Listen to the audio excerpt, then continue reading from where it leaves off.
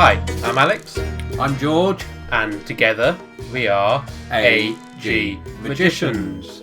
So that's all that we had planned so far, basically. Welcome to the first of these. What are we calling them? Aren't they called podcasts? They are called podcasts, but So I'm not call sure. it Magic Podcasts, although somebody's probably already done Magic Podcasts. Probably, we don't want to be infringing on stuff. So no infringing, we'll call it Game of Thrones. Yes, that's fine. So that doesn't impinge. To be fair, we could call it Game of Thoughts. We could call it Game of Thoughts. It's close to Game of Thoughts. It is close to Game of Thoughts. That might be it. Who knows at this point. But we wanted to do sort of something a little bit different from things we've tried before, and kind of explore why is magic important. And it is very different, because if you could see me, I'm hanging upside down from the ceiling. It's how he gets into his role. It is. Very method. You have to hang upside down. Very Batman. Oh, we can't use that one either. No, it's fine. That's that's another infringement. We're not going to call it Batman. Don't you worry. Magic Bat. Magic what? Magic Bat. Surely Bat Magic would have been better. Well, no, because we could bat things backwards and forwards, because isn't that what you do if you do a podcast? Is it? I think so. Like playing ping pong but with our mouths. No, that would be silly. That would be silly. So, here we are, hanging around, upside down, and if you don't believe us, turn your speaker the right way round. And you'll hear everything. So, George, Yes, what? very informal of me. There is a huge history of magic, right? Yes, as there is everything. Well, not everything, not like the internet. The internet's only been around Yeah, but 20 it's a years. huge... It hasn't really, because there No, I suppose. Okay. was internet connections in the pyramids, wasn't there? Was there? Yes. You've been watching too many Ancient Aliens. They showed it. The aliens were there. They had connections with Peru. Of course. Or it could have just been magic. Could have just been Could magic. have been. But pyramids is where, yes, some of the magic history apparently begins. It is. Because those of you that are interested in this can look for hieroglyphs of cup and balls. Absolutely. Stuff that's still performed to this day was made very famous recently, relatively recently, by Paul Daniels And other people. and many other people. Again, during the 4,000, 5,000 year history of this sort of stuff. But it's more than that. It's more than just historical. It has existed throughout recorded history as all sorts of different things. Shamans, sorcerers, wizards. Obviously Merlin is a really big example of magic in a historical court. But it didn't always exist as magic. No. Fairly well. It's psychology. It's how we believe things. It's our wish to believe and have control over powers which we have no control over, i.e. the sun coming up and going down again. So you think that that's some kind of psychological imperative? That we have to have control, because that's what we do. If we go right back, lots of theories of evolutionary psychology say that one of the things that makes us move forward is that we can imagine things. Yes. And our imagination leads to things that may or may not be actually real at the time. So most of magic is imagination? It's about imagining things. It's about imagining a ball going through a cup. It's about 100 years ago, sawing somebody in half. It was imagining that somebody could actually be sawed in half.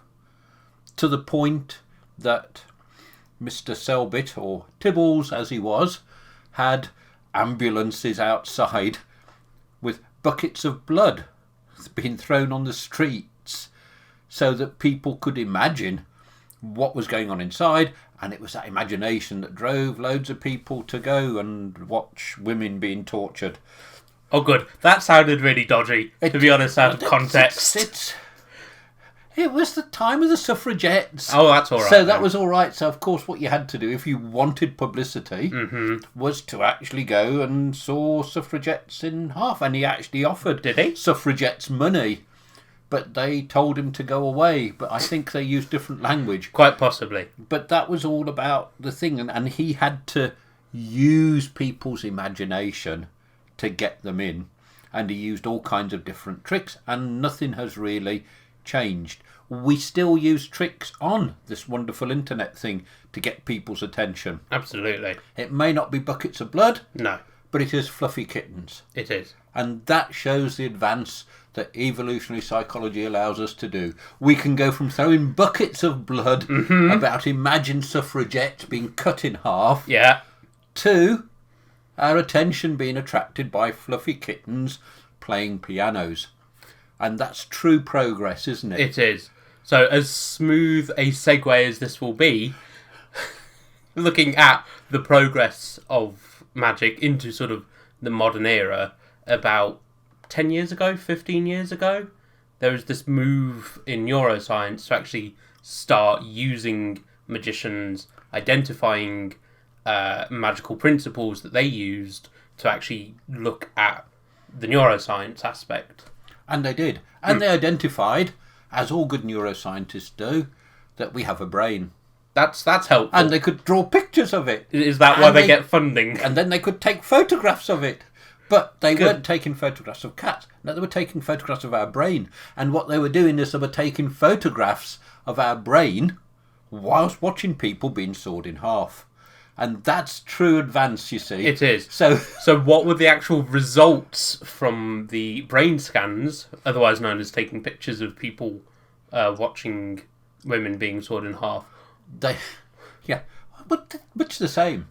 If you could have taken brain scans of that, it was these bits where we were imagining what was really going on, but we couldn't actually determine what was going on.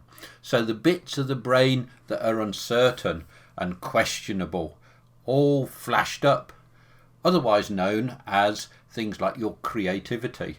So people were creating the ways that the magic tricks could be carried out. So they did things that actually they just projected ideas and solutions onto things that just didn't exist.